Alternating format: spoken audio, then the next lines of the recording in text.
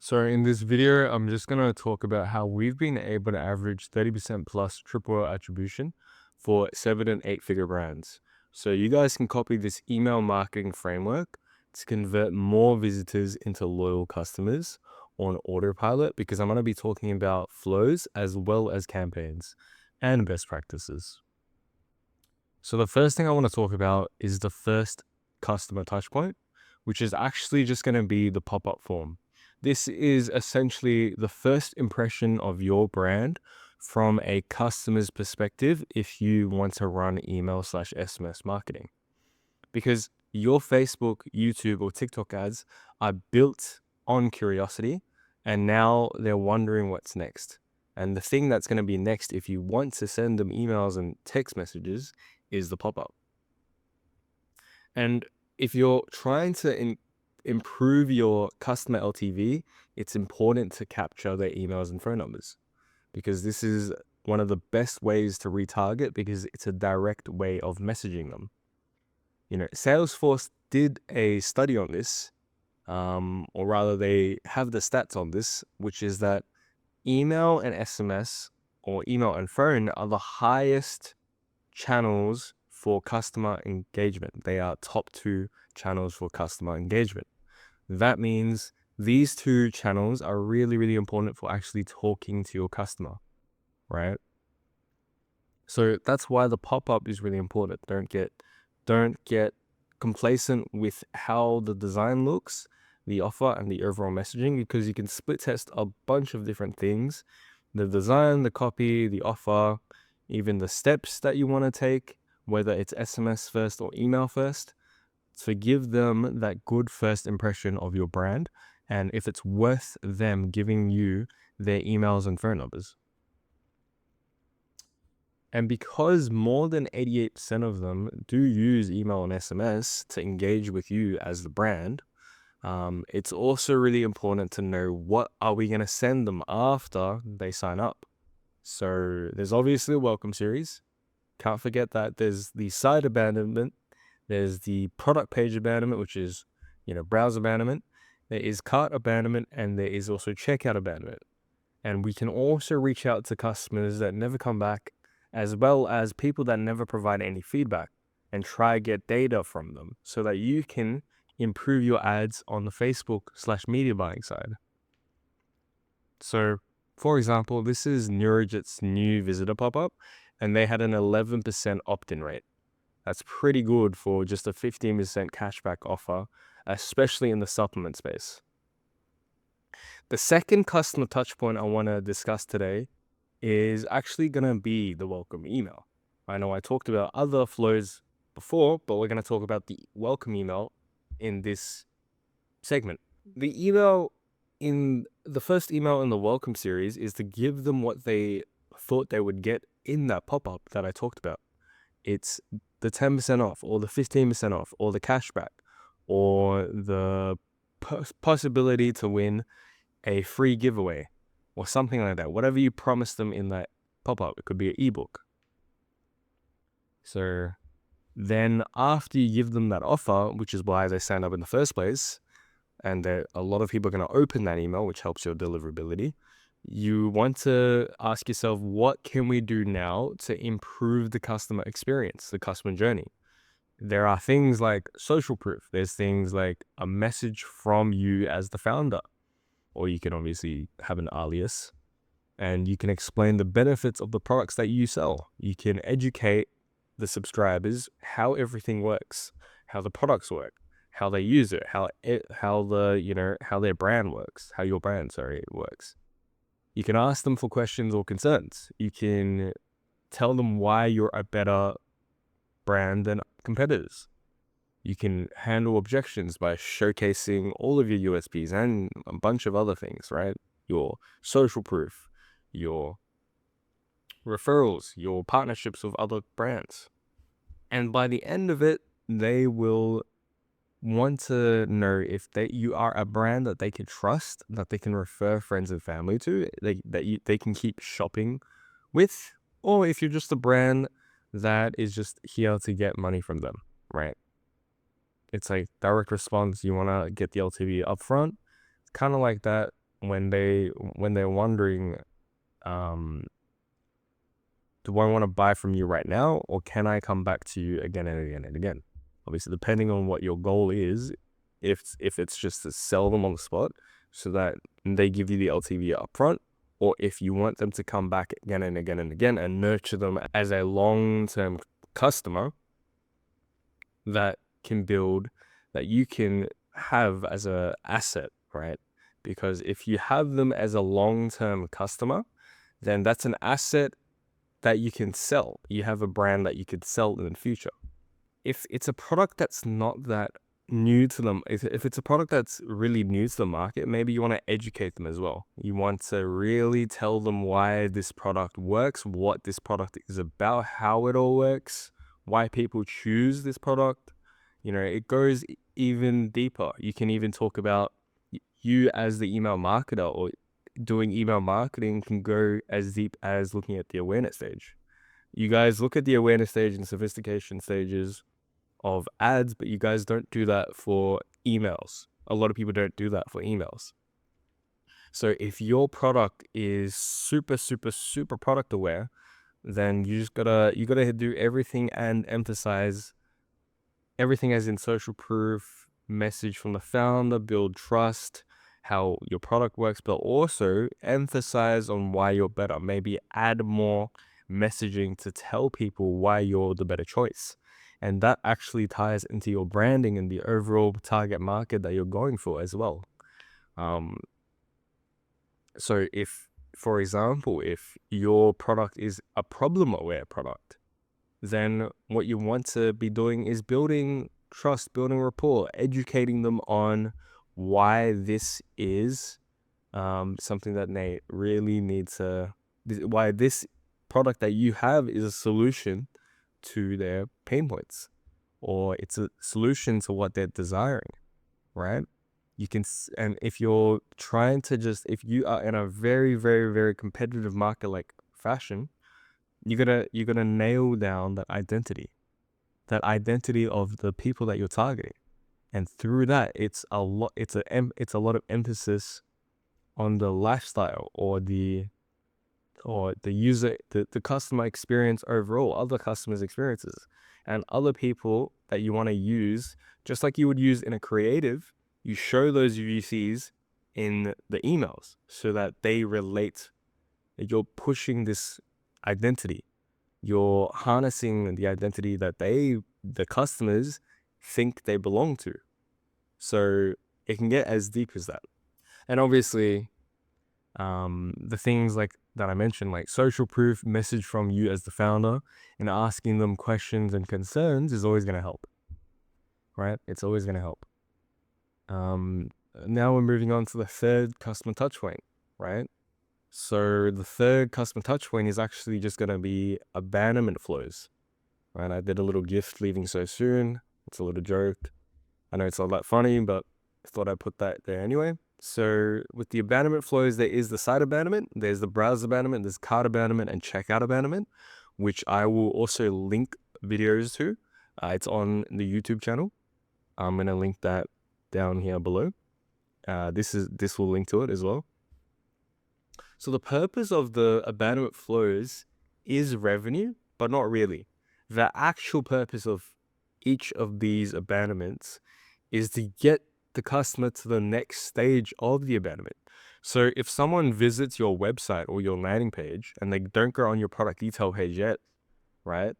Then the goal of the site abandonment is actually to get them to view that product detail page.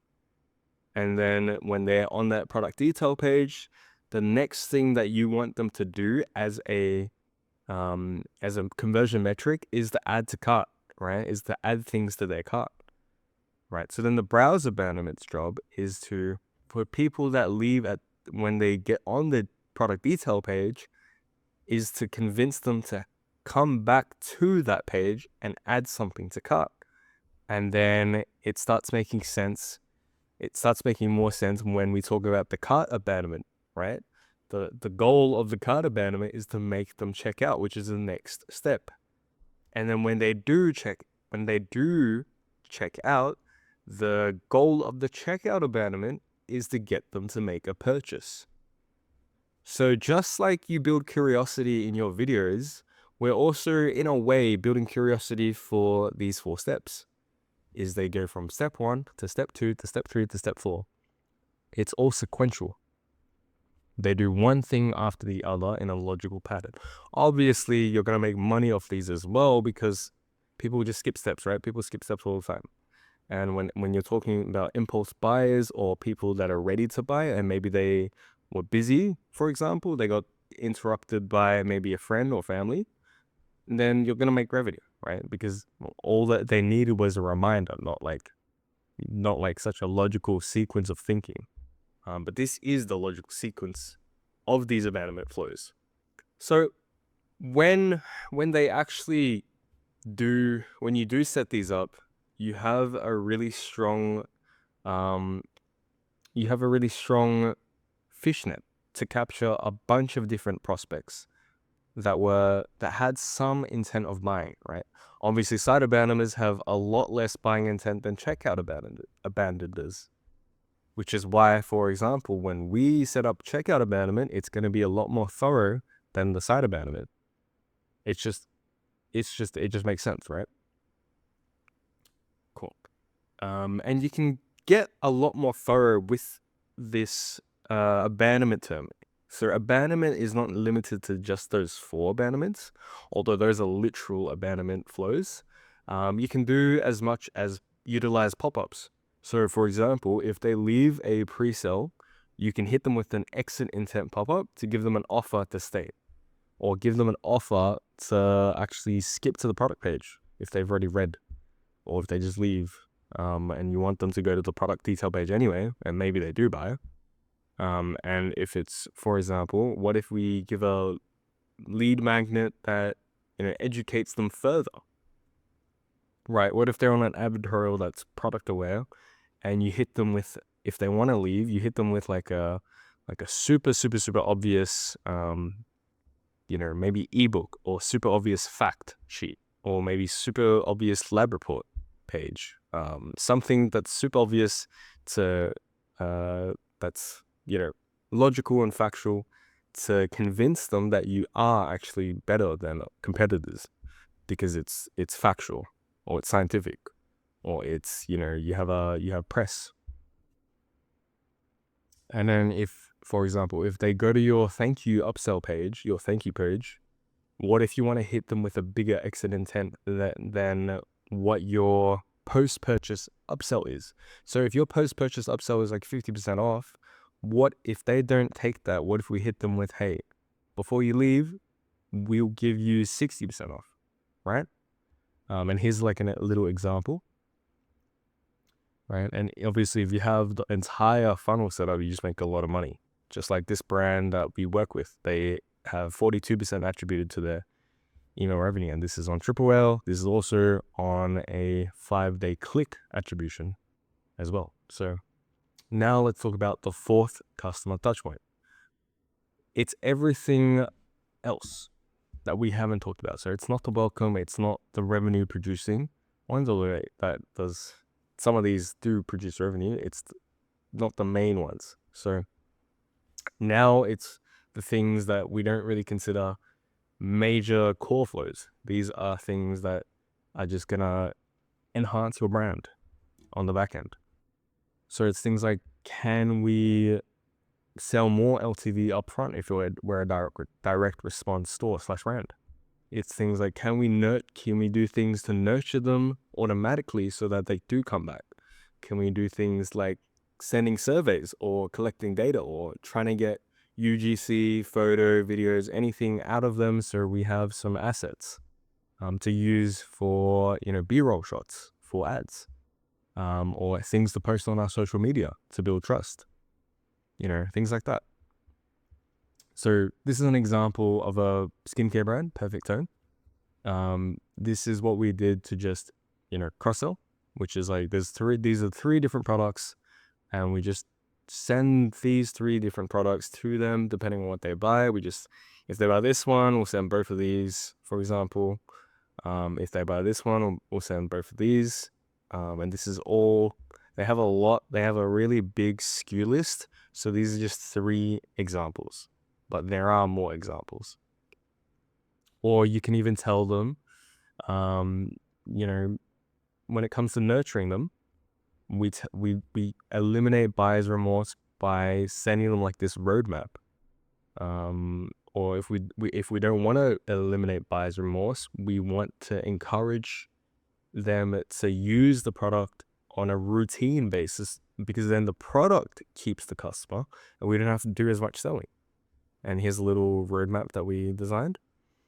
And back when I said buyer's remorse, it's also doing that. It's eliminating buyer's remorse. And buyer's remorse is like when you buy something, you have a logical thought about it because you just realize, damn, I just bought, like, emotionally, and I just bought it like off rip. I didn't think about it. I just thought it was cool and I bought it. Now I'm regretting it. I just spent $50 on something. So that's what we're trying to combat with the next email that I'm going to talk about here. It's a product aware comparison, right? This Shilajit, as you guys know it, or if you don't know it, it's very, very competitive. And one of the things that people want to think about when they buy is, could I have bought this off Amazon, or could I have bought this somewhere else? Is this going to harm me? Is this legit? Can I get better Shilajit elsewhere? And that's what this email's for. It's to combat that with a very straightforward comparison. And then you can also, it's more about, this email for Icelink is more about education. So it's telling customers how they can take care of the jewelry so that, they don't ruin it, and, they get a better customer experience out of it. You can ask them for reviews, like with dynamic blocks of products that they just purchased, like this email below, which is Everlane's, right? Or you can even do something that not that many brands do, is utilize Trustpilot, because Trustpilot is one of the things that a lot of customers will check, especially if you're selling in Europe. Trustpilot is massive. So it's trying to get as many 4 or 5-star Trustpilot reviews as possible. And a strategy of doing that is, I've got a little diagram here, which is for 1, 2, and 3 stars, you redirect them to a form that looks like Trustpilot. You don't have to do this if you feel like it's too gray hat. You can just say it's your form and that you're just simply collecting a 5-star review. By clicking on this, they can give their thoughts, and then that submits like a Google form or a type form or something. And then for 4 or 5-star clickers, you actually send them to Trustpilot, and then they can build your Trustpilot reputation. And then when it comes to collecting assets like photos and videos, right? A good thing to do is figure out an incentive for them to do so. This way you'll just get more people sending you videos / UGC and photos. If you don't give them an offer, you're just going to get less. That's all it is. You're just going to get less coming in. So if you want more, give them like a good offer. And these are some offer ideas that are listed. A refund in exchange, a different refund for different things. So if they give you a photo, you might give them less of a refund than if they gave you a whole video.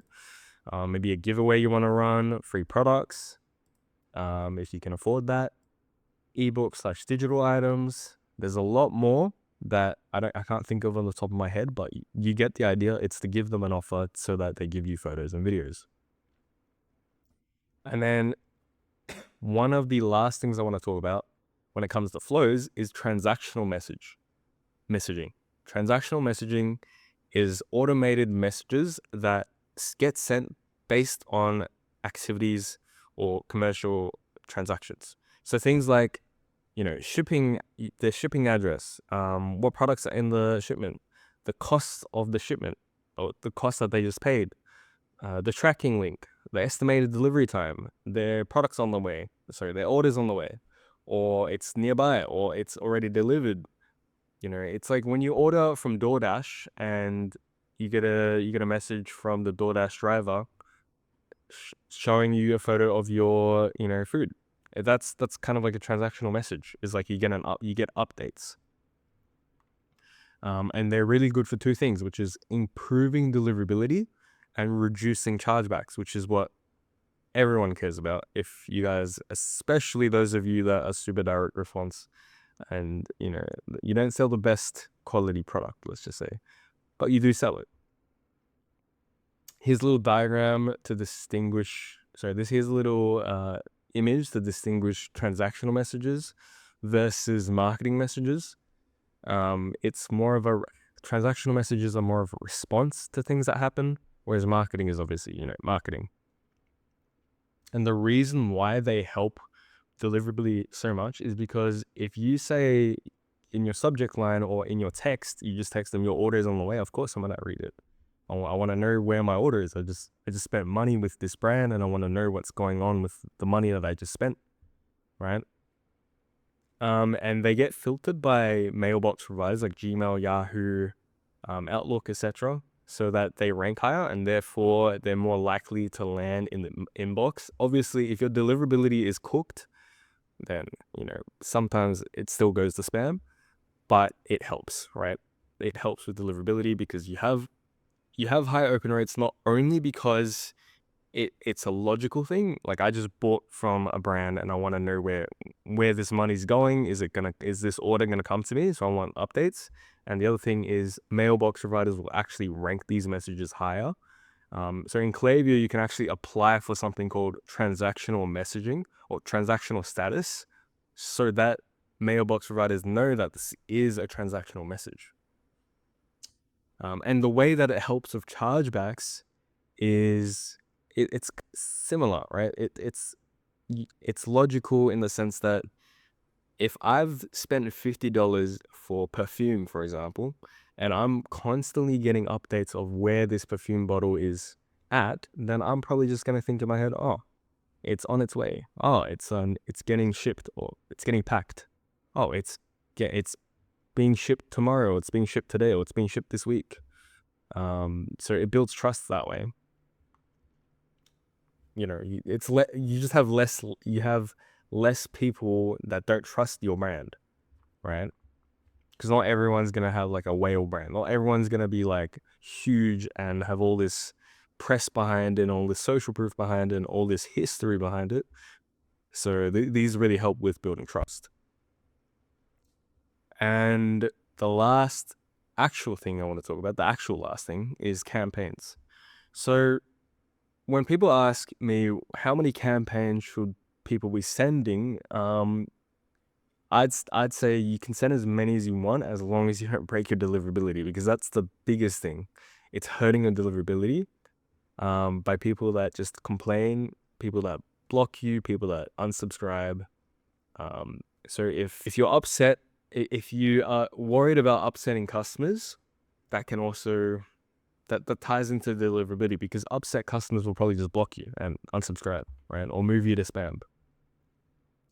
So segment well. So when you send these campaigns, make sure that you have the correct segments and you're excluding certain people from these campaigns. So if you spam your entire list, okay, and they're being hit by all the automations above, well, like, there's no point doing that, because a lot of them are probably unengaged and don't want to, they don't want to deal with your brand anymore. They've already clocked out in their minds with your brand. So you don't need to send it to your entire newsletter. That's not good practice for deliverability. You might want to send them to like a engaged segment where it's only people that engage with you from the email side or on the front end. So only people that go on the website, open your emails, click your emails, engage with you in some sort of manner within the last, say, 2 weeks. And when it comes to the content itself, you can do a bunch of things. You don't have to just sell. You can educate, you can tell stories, you can highlight products, you can showcase testimonials, you can incorporate social media challenges so people get excited, right? You can gather data for surveys, but this helps with your media buying efforts. You can encourage them to send photos or videos. You can just send a random campaign, like SMS campaign or email campaign, and say, hey, to customers that have bought with whatever shipping time frame it is, so that they've already received the product and are probably going to use it. You can say, hey, how is your day going? Do you want to send a quick photo? And some of them will probably just send you a photo, right? There's lots of things you can do for campaigns. You don't just have to sell. And when it comes to the calendar, you don't have to overthink it, because, um, you know, you don't have to be granular with the segmenting and targeting. It doesn't make too much sense in the beginning. It takes a lot of effort. So what you can do is just figure out what ideas are gonna be good for my brand. What would people care about? Can I do a story here, an education piece here? Can I, think about the sales this month and next month? Can I drop am I gonna launch a new product? Should I highlight a product that people aren't buying? If I check Shopify metrics and I see people aren't really looking at this product, what if I just highlight the benefits of the product and get more sales of the product, right? And then when you get more sales of that product, you can then reach out to those exact purchases at a later time and ask them for feedback, right? So then you can maybe do R&D and improve that product if that's why it's not getting enough sales, right? And obviously during BFCM, the only logical thing that I would do is just blast hard sell. I would just sell like crazy during like BFCM, because you're competing for the inbox, put it that way, because there are brands out there sending like 3, 4, 5 emails a day. Like the whales, they're sending a lot of emails. And if you want to compete for that inbox space, you got to send a lot. You got to send like at least every day. Well, not like every day, but ideally you can send every day, or at least like 5 out of the 7 days. All the working days, just send a campaign. You can even do 2 times a day. You can do whatever, as long as you just send during big sales period. That's fine. But on the back to the normal content calendar, you can incorporate a lot of different things, because a lot of it is experimenting. Because emails and SMS, you can treat it as a retargeting platform, as well as a data collection platform. This is how you know what your customers think. When you analyze the thing, like, you won't have data in the beginning to analyze this, but when you collect a lot of customer reply emails and a lot of survey data and a lot of, what customers actually think of things, you have a lot of data to work with. And you can even do zero-party data collection on like the pop-up, right? You can do a questionnaire at the pop-up, like really simple points. And that will give you data. So that's all for experimentation, because you don't know, we don't really know what's going to work until we try a bunch of things and look back at it and analyze that data that we have gotten from trying all those different things, right? For example, this is what NeuroJet's content calendar looked like in August. It was 3 a week, sometimes 4, sorry. And it was just a bunch of different things. We highlighted products, we did bestsellers, we did hard sell, like a Sunday, flash sale. We did stories, we educated. It's just a bunch of different things that we're still experimenting to know what is working and what's not. If it's working, we continue doing that style of email. If it's not working, we stop doing it, or we iterate it and try it again another time. And if you guys want more videos like this, just follow me on Twitter and follow me on YouTube. And if you are a brand that's generating 50K or more, I'd love to have a chat with you and see if we can help you set up all these things, if that's what you are after. And I've also attached a deliverability resource in this document as well.